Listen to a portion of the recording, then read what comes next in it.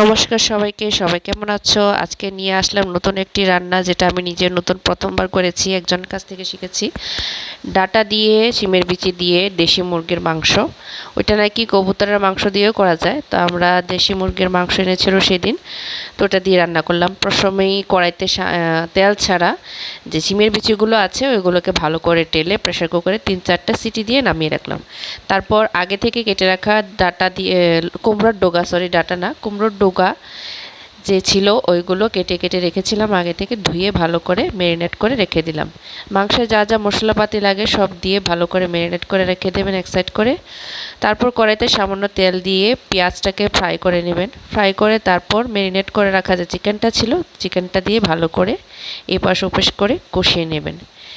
3-4 বার ঢাকনা দিয়ে দিয়ে কষানোর পর যখন দেখবো যে মাংসটা একদম টান টান হয়ে এসছে, তেল ছেড়েছে, তখন আগে থেকে যে শিমের বিচিগুলোটা সিদ্ধ করে রেখেছিলাম ওইটা দিয়ে দিলাম। দিয়ে ভালো করে ঢাকনা দিয়ে 3-4 মিনিটের জন্য আরও হতে দেব। হয়ে গেলে তার মধ্যে গরম মশলা, একটু মিট মশলাও দিতে পারেন, দিয়ে ভালো করে ঢাকনা দিয়ে গরম গরম নামিয়ে পরিবেশন করুন। ভাত অথবা রুটি যে